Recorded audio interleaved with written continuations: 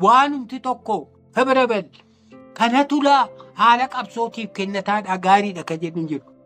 To your surprise uummata keenya mataasaa naannoo diinaarraa fagaatee gammoojjii ta'ee lafaa mootummaan kun takka argee hin beekne dhaqee hin beekne irra jetee hin beekne lafa makiinaan hin naanne bakka akkasii kun jiru. Kun baay'ee nu gargaara. Rimoot ta'eefaa lafa diinni ga'ee hin beekne wakiilumatti godheeti gibirallee yoo ta'e isuma gosuma sanarraatti uummatuma sanarraa namni bakka bu'aan mootummaa gibira guuree dhaqee galcha malee ofii mootummaan bakka sana ga'ee lafa hin beekne faa kanuma immoo bakka bu'aan sunuu hin jirre wakiilli inni dhaqee gibira galchu sunuu hin jirre gibira jawaan jedhamu hin beekne mootummaa Itoophiyaa kana iyyuu kan hin beekne bar kasumaalee farra beeku jira gara gammoojjiitti maaliif itti dhuftii waliin tiffatu eela tokko dhuguu gaafa kaan wal lolu gaafa kaan nagaadhaanitti waliin jiraatu warra akkasii sun jiraatee dhimma itti baanu malee warra akkasii wajjiniin mootummaan kakaasee nutti diree akka wal lollu nun godhin malee uummata keenya rakkoo guddaa ture uummata keenya mataasa. Dura uummata keenya nu lamaantu lola walirratti bare yoon siin jedhee amanuun sitti ulfaataa miti. Dura nuti waggoota duraa gara waggaa 5-7 kana waraana mootummaa waan jedhamu ta'e nagarre garuu nama hedduu dhumee nama hedduutu ajjeefne nama hedduun nu ajjeese. Sun eenyu uummata Oromooti. Qotee bulaa keenya qawwee Somaaliyaa irraa fudhatee kagalee kan ofiisaatii chikoos mintoo maalii jedhanii tokko kana itti dhaqaatii lolaa jedhee nutti ergee nu harkatti dhumanii fi nuti nu ajjeesantu jira. Kanaafuu namati nani isaanin bilisoomsaa isaaniifini waa hunda dhabaa lubbuu koyyuu jettee dhufte si afaan fidamee abbaan akka ilma ajjeesu ilmis akka abbaa ajjeesu sana caalaayyuu immoo waan garaa nama gubu yeroo dalagamu deebiteeti uummata sana akkan irraa baratuuf akkuma diinaa sana gara jabina haa argugaa nuti si kunoo duuti garanaan isin jirti oboonis nama ajjeese jechuudha gaanii beekanii haa dabatanii jettee tarkaanfii jiilchaa tokko fudhatta fira kee farratti. Nu keessaa gaakanii oduudhaaf otuu hin ta'in ilma ta'ee abbaasaa kan ajjeese abbaan immoo argitee dargii ta'ee dhufee ilma isaa kan ajjeese kuni waanuma very common. Uummatuma jaallannu mataasaa of dura ajjeesaa walirratti bobba'aa turre. Kun maal jechuudha qabsoo carra qabeettii hin ta'in kan ofii keetti duultu jechuudha bar. Akkuma waraanuma amma waboo jennee ala baane kun gamaa gamana qabannee wali garagallee wali dhufaaf nuti yoo firummaadhaan ilaalta yoo aantummaadhaan ilaalta warruma keenyatti ofumatti abbaaf haadha keenyatti dhukaasuudhaan dirqabne jechuudha bar. Kanaafi tokko gaa ulfaataan kanarraa kan hafe qawwee waan jedhamu kana hanga dhumaattu hanga bara chaartaraattu tokkoonsaa qawween akka biraatti nuti karaa ba'aa arganne hin jiru. Qawwee diinarraa yookaan waraana uummata isaa ta'uu kan diinni hiriirse nu afaan kaa'ee wal afaan nu deebisee nutti deebisu mataa isaarraa ta'uu danda'a. Loltuu milishaa ta'uu danda'a. Waraana mootummaa dhaabbataa ittisa biyyaa ta'uu danda'a. Poolisiidha yeroo hedduu kan dargiin nutti bobbaasaa ture. Poolisii dhatu mataa ajajoota waraanaa godhee milishaa kana nutti bobbaasaa ture yeroo hedduu. Warra kanaa wajjiniin isa ta'u jara kanaa fi diibboosaa kan argitee kuufamaa rasaasaatiif qawwee mootummaati malee hidhannoon keenya maddii hidhannoo keenya bakka tokkorraa iyyuu miti. Hidhannoo walirraa argatu dhiisiiti. ollummaadhaaf ka qabnu Jibuutiin baay'ee nurraa fagoodha. Achiin nu hin geenyu wal ga'uu hin dandeenyu turre. Sumaalee waan jedhamu kana kun hanga gara Keeniyaa kaasee hanga Jibuutiitti geessu kanaa waldaan keessa ba'a. Kanaa wajjin tokkoffaa manaayyuu warruma isaanii Muqaadishoodhumarraa ukaasee biyya keenya waan barbaadanii waliitiin. Isee dasii daangaa Oromoorra jirtu wal qubattu kun immoo eelarratti, margarratti, waanuma xixiqqoo irratti horii gaala wal jalaatuudhaa fi loon wal jalaatuudhaan diinummaan jirti walitti duulama. Isa kana nuti uummata keenya irra goruun dirqii waan ta'eef yoo seenumnaa irra wayyaan dhuftee irraa lollaa kanaaf walii diina irraayyuu bitachuu hin dandeenye. Leeta loon gargaarsa irraa argatu dhiisi. Nama Sumaalee keessa qaqqabanneeti yookaan Oromoon Sumaalee of fakkeessite deemtee dhattee rasaasa isaanii irraa noobitti ani Sumaaleedha jedhee yookaan immoo namni Sumaalee horiidhaaf jecha nami gaa horiidhaaf waan fedhayyuu ni ta'a. Dhufee dhaqee qawwee faa nuu bitee dhufaa yookaan immoo argitee rasaasa nuu bitee dhufaa malee mootummaadha jedhamee namni nuti qawwee irraa arganne hin jiru. Wanta argatamte jiraatuu danda'a. Biyya isaanii dirqiidhaan nannee seennee biyya isaaniitti isaaniiyyuu wal lolaa waan turanii fi tokkotti maxxanee isa kaaniin wal loluu dirqamnee dhiiga keenyaan rasaasa nutti kennanii akkuma isaanii lollufaa waan homaa keessa hin jirre waan hin lakkaa'amneedha. Haala kana fakkaatuun kan jaallataniitu hin ta'in dhimma nutti bahuudhaaf kan nuu kennaa turte. Sun hin lakkaa'amu sanarraa kan hafee bara chaartaraa kana hanga 30,000 20,000 ol qawween qabaatamee waraannan gasii ijaaramee karaa kibbaatii fi karaa bahaatti sosso'iinsee gasii jiraate kun hundisaa qawwee diinarraa hiikkatame lolaan du'anii dhiigaa fi lubbuudhaan argatamee horatameeniti addi bilisummaa Oromoo yookaan woboo ijaaree qabsoon hidhannoo geggeeffame rasaasis qawweenis diinumarraa hiikkatame malee tokkollee kan kennaan yookaan ergetee gargaarsaa yookaan akka biraa tokkotti argame hin jiru. Sun immoo waan salphaa tokko miti. Baay'ee ulfaataadha diinarraa qawwee ni argattaa har'a 20-30 argattaa. Bor immoo diinni sun sitti deebi'eetti lolarratti qawwee 30 sana yookaan 40 sirraa hiikkata. Isa kana waaqidhaa waa mallisee amaarrii jettu sanamnee ta'e kanuma godhaa ooluu akkasuma qawwee hiikkatu irratti du'u qawwee dhorkatu irratti du'uudhumatti ture waraanni bilisummaa Oromoo. Yeroo haasa'an kana qawwee 30,000 hidhachiisanii waraana hiriirsuu diinarraa hiikkatanii yeroo jedhanii dubbatan kana salphaa fakkaata. Garuu qawwee tokkitti hiikuudhaaf nama tokko waan ajaa'iba lolaa kunis baay'ee si ajaa'iba beektaa guyyaa guutuufaa lolaa olleeti gara diinaatii eenyu du'ee nama tokko du'ee jedhamu yookaan gara keenya guyyaa guutuu lolaa olleeti rasaasa kuma meeqa baafneefaa yookaan namni tokko illee nurraan duune nuti diinan ajjeefne you don't know how hangana haalli lolaa wanta ta'e tokko jira lola daqiiqaa 5-10 gooteeti. Nama 50 faadhuma jechuudha beektaa.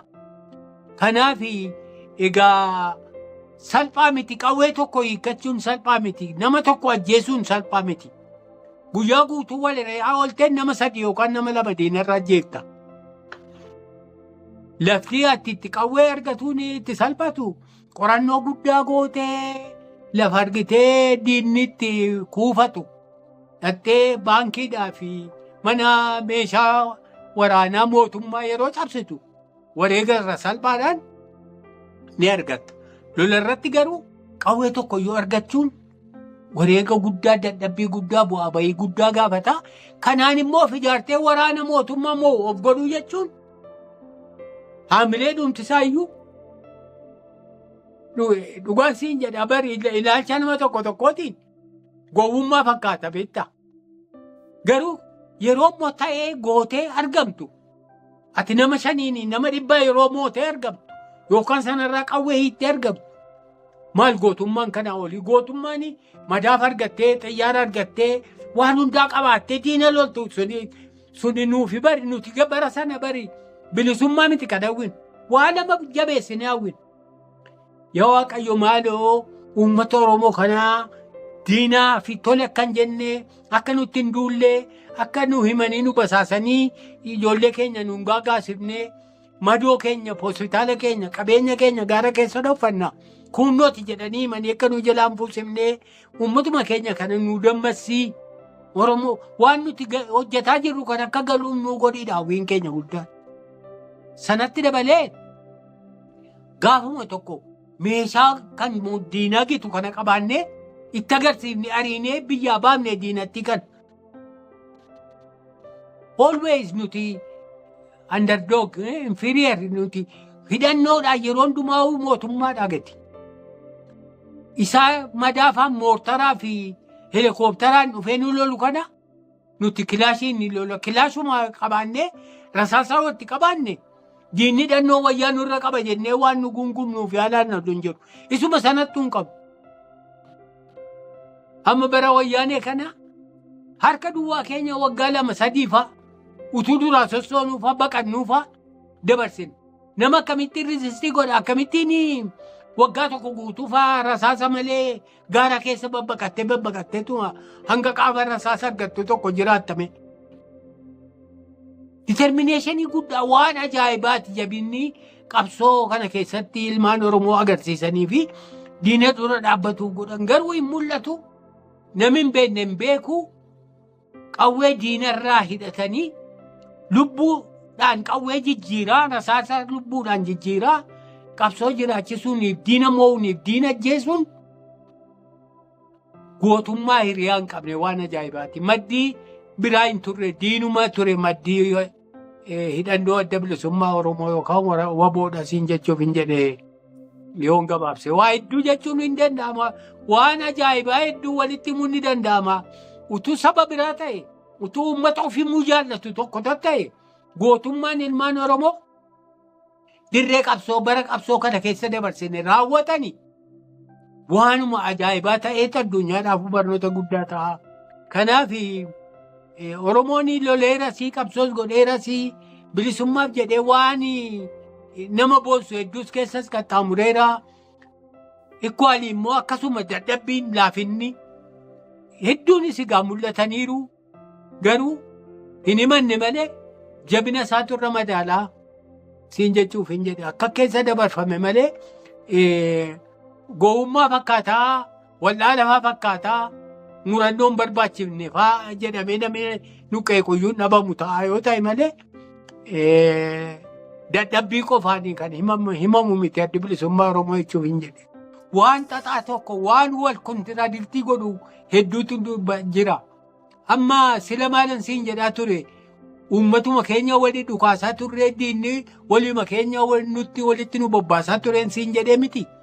Hanguma sana immoo hanguma sana lubbuuma walitti taane ilmaan abbaa tokkoo fi ijoollee akkuma maatii taane baay'ee uummata kanaa wajjiniin wal jaallannee yoo akaayis qabaatee yoo qixxaas qabaatee yoo marqaas qabaatee yoo mul'uus qabaatee waanuma qabu waan inni qabu kana wajjiniin nyaanne inni waraana ala jiru kanaafi uummati mana jiru addaddummaan isaa sadarkaa wal'aalamuutti akkuma nama tokko taane qabsoo irrattis jireenya irrattis jaalala irrattis hangana tokko wal seenne jaalala uummata kanaarra kaka'e rakkoo hunda kan itti tobsitu kan waa takka illee ergitee qabnu uummata kanaaf du'uun qabaa akkas ta'uun qaba jettee ati murannoon guddaan akkasitti bulu ta'uun isin jira jechuudha. Yeroo lolaa amma akkuma siin jedhe naannoon nuti keessa bobbaanee ofitti agarsiifnee nu baranii kan irraa fagoo siin jedhe kana waan sila dubbanne kan afaanii sana faa waraana afaanii caalaa uummata kan argitee kooflu kan jaallatu kan gammadu eessaa dhufe jedhee akkana sii jala taa'ee sirraa barachuudhaaf si wajjin haasa'uu kan barbaadu.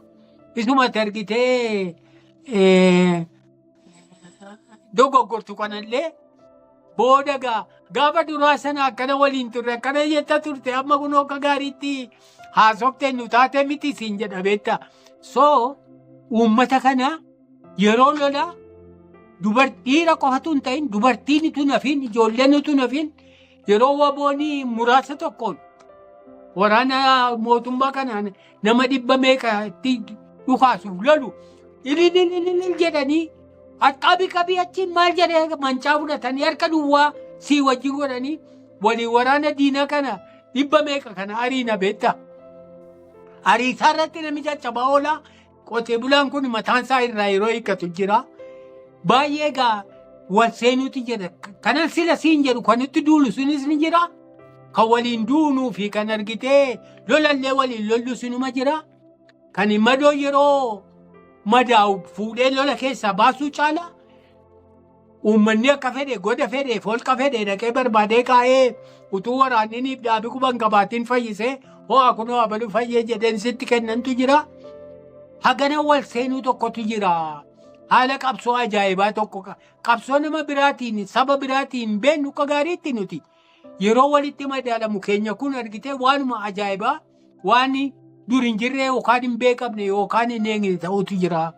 Waan akkamitti bilisummaa jedhama har'ayyuu kunoo bilisummaa jechuun warri qaanfatan warri of qusatan warri sodaatan ni jiru. Gaafa sana garuu nuti wal'aanni keenya baay'ee nu gargaara. Siyaasaa waan jedhamu maddii qaqqabu kana xiqqoo sellee irraa hir'isu mirga hir'uu tokko fudhatu isa jedhamu tokko.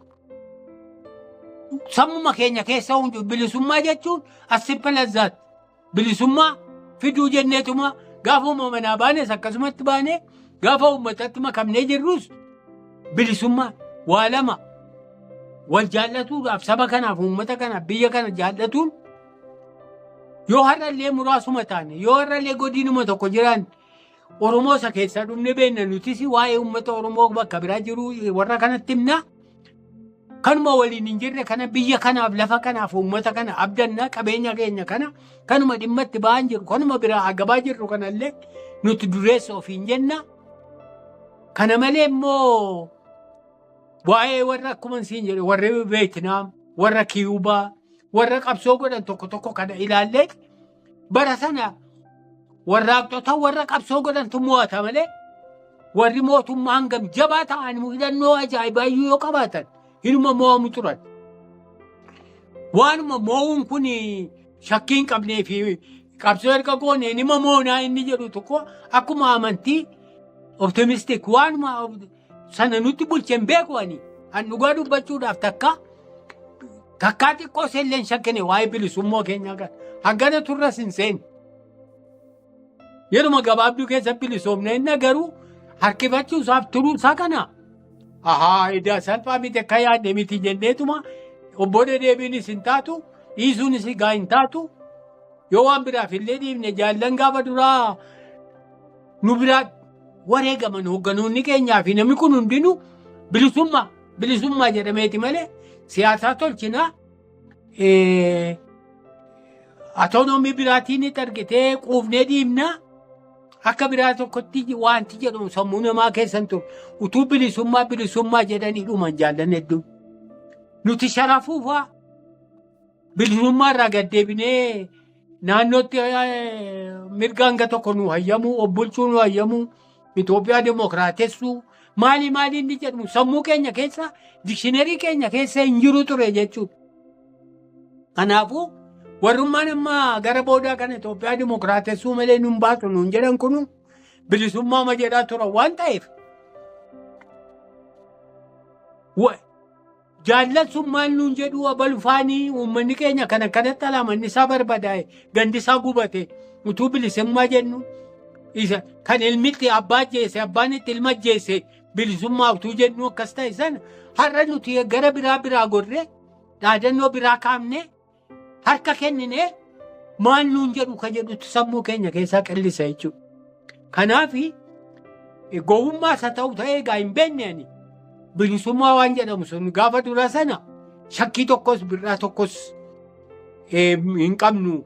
Bilisummaa sana finnaadhaafitu namni itti sarman ta'ee akka gaariitti lolaa ture qabsoo godhaa ture.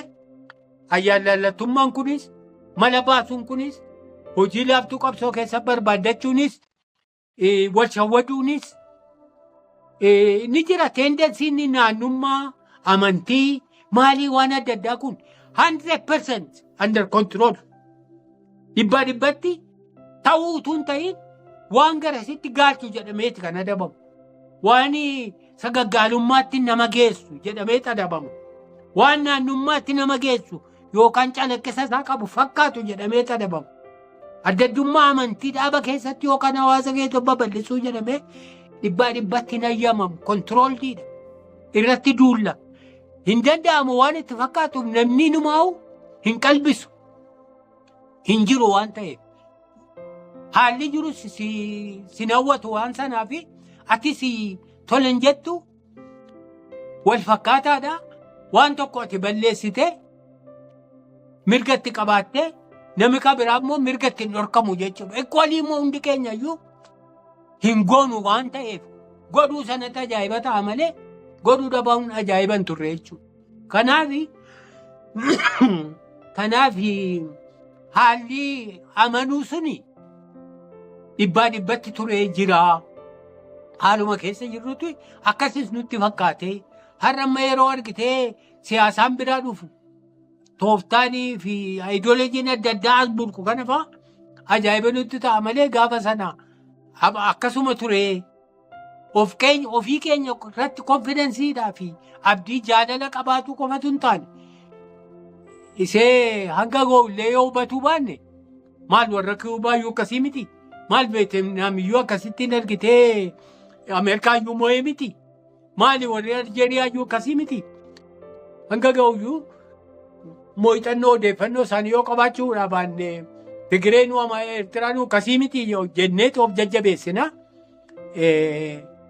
Alternatiiviin biraa filmaatii biraa yookaan siyaasaan biraa ga'a odeeffannoo masaayyuu hin qabnu.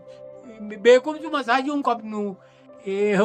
Filmaata biraa isa jedhamu kana siin jechuuf hin jedhe. Kanaafitu bilaayindiliis haa ta'u bilisummaa jenneetumatti ciloomnee siin jechuuf. Qabsoo jalqabdan isin durallee warri gara biyya Arabaa deddeeme sun Sheekh Hussein Suraa fi Elemoofaan wal dhaga'uu dhabuudhaan adda adda deddeemuun hin ture.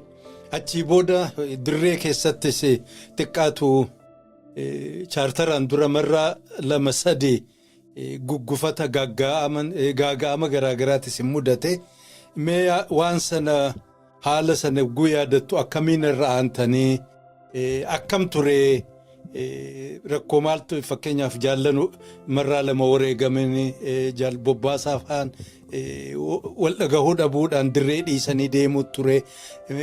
Yeroo sana hadharra ogguu yaadattu rakkoo gaafas isin mudate sun akkam ture akkamiin irra aantanii dhiibbaa akkam qabaa qabsoo bilisummaa Oromiyaa fi isin irraan illee dhaqqabsiise.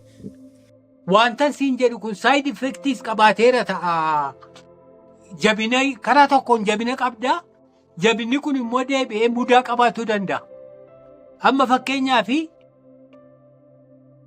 rakkoo gaafas tutturan sana solvii godhatuu dadhabuun out of control deemee ganiinsaa fi fottoqiinsaa fi deebi'amee wal loliinsaa fi sadarkaa kana ga'uudhaaf wanti gumaache. Sammuu keenya bal'ifnee ilaallee rakkinaaf yookaan wal diddaa uumamu tokko akkaataatti haandalii godhan ho'uuf kenniifaadhaan yookaan rizaaltii isa hamaa isa argitee inni uumuudhaaf deemu san ilaaluudhaan sana hambisuudhaaf beekaa mo'amuu beekaa argitee gowwoomuu bilchila akkasii sana dhabnee 100% karaa warraaqarra deemuu qabdaa yoo ta'uudha baatan irra shanamtaa badii rabbi si balleessu jechuun jabinni nuti sila qabna jennu sun laafinni tokkollee hayyamamu jennee deemuun keenya suni rakkoolee qaqqabnu sana furatu nu hanqiseera. Toleransii dhabuun fageessanii ilaaluu dhabuun haandalii gochuunis immoo ni barbaachisaa kun ta'uu danda'a bar garuma laalle sana malee waa tokko dhiifamaan immoo wallaalaan irra dibnee dabruun illee rakkoo hambisuun furuun bilchilaa fi ogummaadhaa fi gamnummaa ta'uu wallaaluun keenya hanga tokko sanaaf gumaacheedhaa jedhee yaada. Say for example amma bobbaasaan kan jettu kun bobbaasaanii rakkoon bobbaasaa wajjinii maal ture? Kitaaba sana irratti tuqeera agarteetta nama sheekaa tokko ture. Naannootti yookaan garaada jedhanii yookaan argitee damiina jedhanii yookaan dura buutoo gosaa ta'a yookaan argitee karaa amantiitiin ta'a. Naannoo tokkotti mootummaan baay'ee bulchiinsi mootummaa uummata gadi seenee waan hin jirreef nuti immoo lafa gammoojjii lafa akkasii keessatti waan jalqabnuuf qabsoo namoota akkasiitu jira warra akkasii dhiibbaa qabu uummata irratti kanaafuu jaallattee jibbitu isaan qabatteetti isaan irraan uummatatti dabartaa jechuudha. Namicha dargiitti duulu tokko jira waraana ijaarratee milishaa ijaarratee Sumaalee warra ofirratti isan.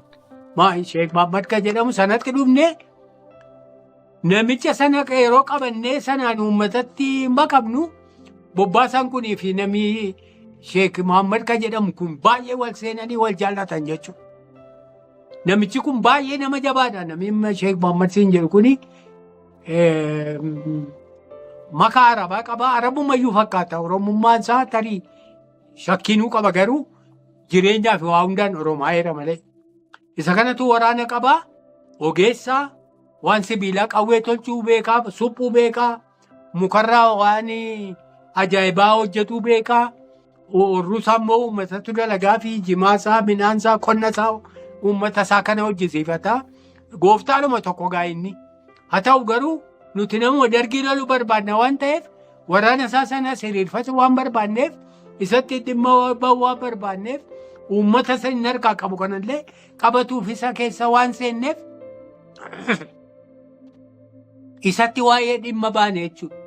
Bobbaasaan garuu dhimma bahiinsa qofa bira dabreeti akkuma nuyi keessaa tokko godhee isa jaallatee ni kabajee ni fudhatee hanga malee seeni. Ekstiriimii deemaa namichi keessa kuteetti amala waan nu wajjin hin deemne fa'aa tokko qaba. Lola kana fa'aa duulli nama 500 kuma fa'aadhaan nutti duula dargiin barasan. Kana sagilima tokko qofatti itti ergii hin ga'a sadaa ol hin barbaachisu. Ani argeera ani maalii jedhee awuliyaadhuma kanaaf waanuma tokkoon godhaa uummata isaa kanaan immoo dhaqaatii harree maalii godhaa ajjeesaa bakka akkasiitti awwaalaa saree kan godhaa. Dhiisaa jedhee gorsa hin barbaachifne waan argitee keenya waliin hin deemne kana godha sheekni. Bobbaasaan immoo kana tolereetii godha. Hojjetu haa tusi leetiti bii jedheetuma godha. Yoo sagiliin kun diina nama 1,000 baqatte ni adaba. Sodaattu baqattu maaliif baqattaa jedha. Ammoo sana akka riphee lolaatti immoo akkuma inni nu barsiisee fi caalaa baan nu barsiisanittis yoo ta'e diina guddaa itti dhukaastee ajjeeftee gufachiiftee dura amatta malee ciloofte achitti duran teessu gowwummaadhaan wallaala sun jechuudha. Kanaaf waan sheekni jedhu fudhatee waan waraanni itti namanne hooggannee fi kabiraan itti namanne godhaa deemuu dhufe. Inni gaa sheekni appirisheetii ta'uu qaba galatatu malaa fi kabajaa ta'uu malaa fi namichi kun respective ta'uu qaba jechuu keessa kuteeti waan inni jedhu hojjetu jedhu kun gaanuun baasu dhiisii jedhuu fi hin dhiisu jechuu gidduutti kanumatti wal dhabne malee waan biraa miti. Ati waan ofii barsiifte waan disipiliinii akka itti qabsoo godhan kabiraa dhiiftee karaa biraan nu qabattaa jedhame fincilee yaamamee walgahii irratti dhufuu didee waraanni gara isaa gora walumaan kottu jedhamee yeroo jatti babaafamu itti dheekkamamu utuma diduu utuma suuta hiikuu Somaaliyaa seene Bobbaasaan waraana waliin achi ba'e buttaa tokko sanaa wajjin. Maanni difiransiin hin jiru dhaabbiin addaan jiru ayidoolojii yookaan qabsoo kana irratti yookaan maal irratti amaluma manaa fidannee dhumne kan argitee riijidiitii tokko isan nu gadhiisuu dideetuma akka itti rakkoo sana qabnu wallaallee dhaabnis kana gochuu isaatiin baay'eetti komate baay'eedhatu taajjabesi baay'ee sittaarra egaa warri hamti. Malatti gargaarsifatuun haa jiraatu. Waraana isaatti dhimma ba'uun haa jiraatu. Isarraan uummata qabachuun isaa jiraatu. Akkamittiin itti argitee waan nama hin baafne waan warraaqxummaa wajjin hin deemne fudhataa jedhamee baay'ee komate dhaabnis innis immoo bitiree godhuu hin danda'u namicha kana isin galatan qabdanii haandalii godhuu danda'u qabnaadhuma ture kana walitti araarsuudhaan walii wajjin godhuu dadhabne ijaanillee wal bira dhufnee gatteenyee dubbatuu fa'aa hanga sadarkaa carraa walii kennuu didu. Kuni gaamma namni bilchila qabu tokko namni waan qabsoo waan warraaqsaa beeku tokko gattaa'eetu fura malee dhiiqima waliin qabatee adda deemu. Jaarraanis karaadhuma ilaaluudhaan anatoo dura dhufee akkana godhee waan kana jalqabe warri boodarraa dhufan kun waan hundaa dhuunfatanii karaa isaanii qofa deemame karaa nan jedhu yoo dubbatullee baate keessatti mufannoof dallansuun innis argitee kanuma bobbaasaa sanatti xiqqoonuma dhiyaatti akka isaallee miti maleedha. Kormoo gurraacha qaluudhaan waan akkasii gootanii jedhee inni uummatatti himaa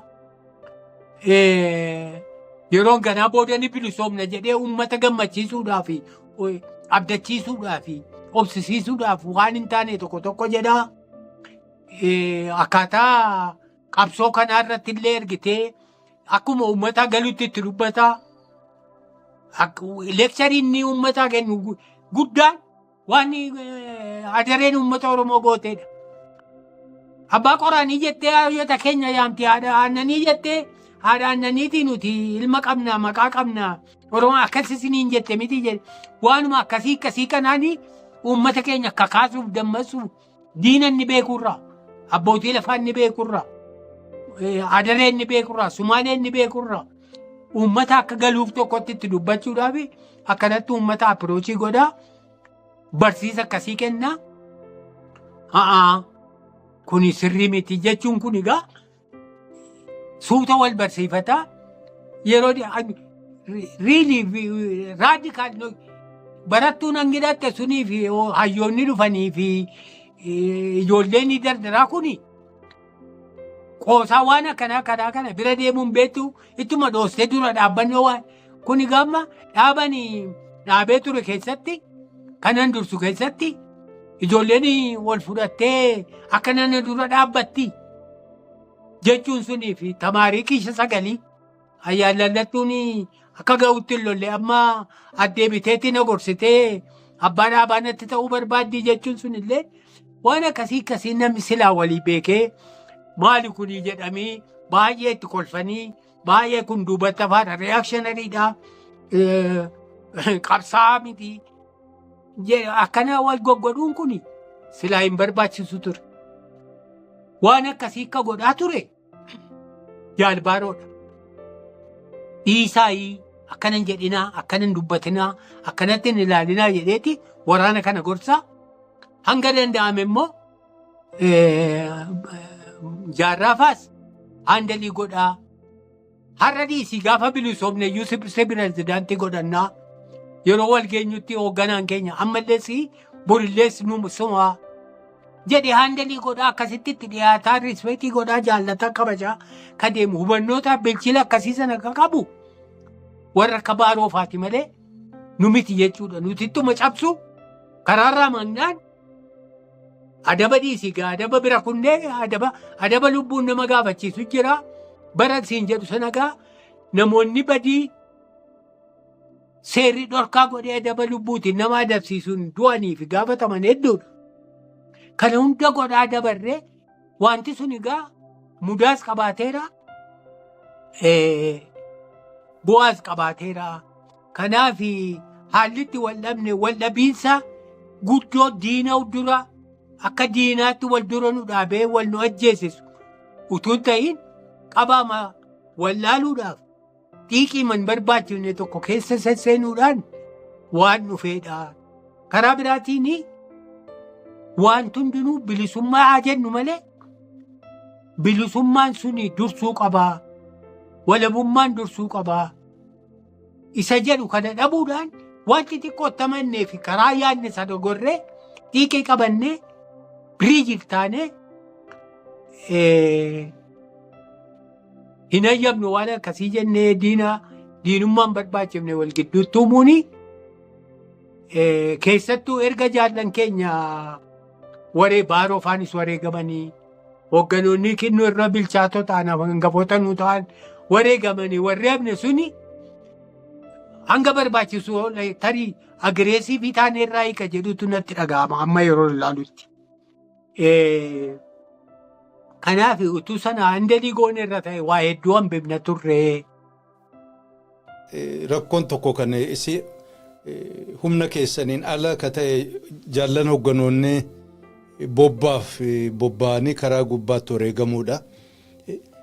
Egaa warri haftan itti gaafatamummaa hin eegne isin warri sun wareegamnaan amma dirqamni ka biraa isinit dhufte jechuudha. Dirqama dhaaba sana hoogganuun warra isaanirraa umriidhaafis itti gaafatamummaadhaan itti aantanii jina isinirra bu'ee akkamii gaafas akkam ture akkamiin haandil gootanii waraanni akkam facaanee uummanni akka rifannee jaallan akkam bittinnoofne maal gootan? Yoon akka jedhe sirrii ta'aa fi hin ta'uu hin beekne malee wallaalli keenya illee waan nu gargaare natti fakkaata. Hanga ga'u tokko fageessitee yoo yaadde too much xiinxalan barbaachifnee fi fageessanii yaaduu kana yoo hanga baafte waan hedduu si dura tuulamaa impossibilitytu sitti mul'ata. Abdii kutannaa yeroo sana dhufa. Mee dhugaama rabbii dubbachuudhaaf sammuudhuma qulqulluu tokko yoo yaadde aadaadhuma Oromoo irraa ka'iiti. Hiriyaadhuma amma jaallummaa kana baay'ee dhaadeffama baay'ee barsiifama. Jaallummaa waa hundaa wal ta'u jedhamee barsiifama. Garuu mee sana iyyuu irraanfadhuuti akkuma Oromoo tokkottuu yoo yaadde nama jaallattu tokko nama waan tokko irboo waliin seente waan akkasii jettee fixattee sana malee homaa dhabde qabsoo sanaa jettee faamilii kee bitireeyi gootee waan isela jedhu san fira kee hiriyaa kee hunda dhiiftee wal filattee akka tokkotti baatee nama 20 keessaa namni 10 yoo hafe koozii sanas gatuun jaallan sanas bitireeyi gootee karaa biraa goruun waanuma hin yaadamne waan hin jirre tokko namatti fakkaata. Karaa biraatiin akkuma jaallan sana utuma tattaafattu yoo dhabamte fa malee hin ta'uu jettee ati biraa galuu jechuun suni waanuma ajaa'iba amantiima tokko sitti bulcha. Utuu jarri sunuu wareegamin dura namoota baay'ee ati jaallattu namoota baay'ee jiiniyas ta'an kan barnootas qaban kan digirii qaban maastireetii qaban kan immoo argitee uumaadhumaanuu qaroo ta'anii baay'ee bebbeekan namoota baay'ee bareedan nama ati akka ajaa'ibaa tokkotti of duratti ilaaltu qabsoo kana irratti dhabdaa wanti suni murannoo ajaa'ibaa kan obboda deebii hin qabne tokko sitti kennaa jechuudha. Kanaaf yeroo jaallan keenya nu biraa akkas ta'anii wanta ati godhuu dandeessu isheen xiqqoon lubbuu kee kennitee yeroo sana qabbaneeffattaa gammadaa duutaa finish diyaaniis gaafatamoo koo bahee jette. Yoo garuu rakkina dadhabuudhaaf beelaaf jecha daaraaf jecha diinaan wal rakkisuuf jecha lafti naannoon qilleensaa gammoojjummaan baddaan rakkoon uumaa tiif harka kennite ta'e biyya deemtu sanatti yoo biyya alaaf deemte dhattee jiraatte yoo mootummaatti harka kennite jiraatte yoo galtee bakka biraa tokko jiraatte jiree si jalaa nafu haa wanti si godha wanti suni duwwummaa tokko sitti dhageessisaa from within gantummaa tokko sitti bilbilaa of jibbitaa of tuffattaa yoo nyaattees yoo uffattees yoo akka biraa tokkos taate yoo sii darbees sii darbuun suni duwwummaa sana si keessaa hin haqu. Kanaaf ati ka gammadduu fi kan qabbaneeffattu rakkoo sanatti obsita. Abalumaan akkas ta'anii silaa kan kana godhan har'aan immoo jiraadheen rakkataa jiraa jettee rakkoo sanatti gammaddaa jechuudha. Kanaaf jaalalaa fi kabajaan nuti isaaniif qabnu jaalalaa fi kabajaan nuti uummata sababaa qabsoo nuti jennee isaan keessa deddeemnu kanaan diinni isaan irraan ga'ee isaan fixee ijoollee fa'aa ajjeesa. Haadha fa'aa ajjeesa. Ilmoo faatu haadha irratti argite reeffi hin jirti seetee fa'aa yeroo lola booda nuti dhannee ilaallu ilmoo faatu argite haadha duutee fa'aarraa gangalata.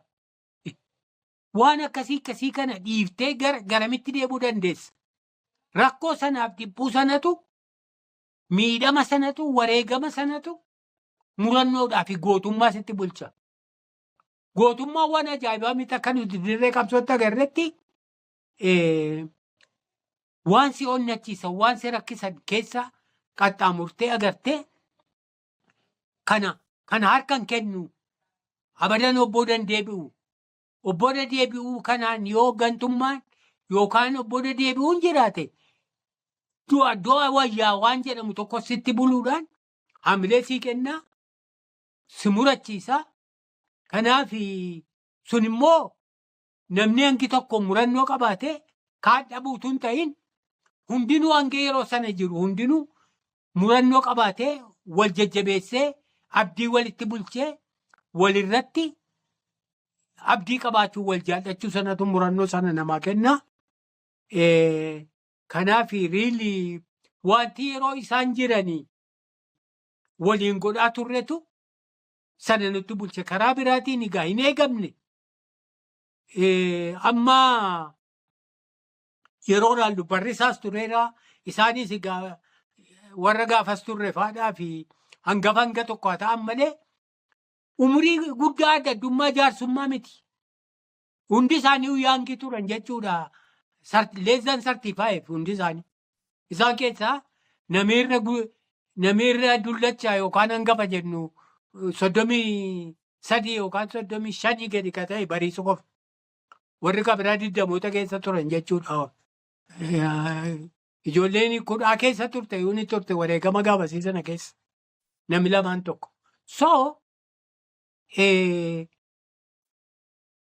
Abalu akka ta'an immoo akkamitti booda deebi'aadha.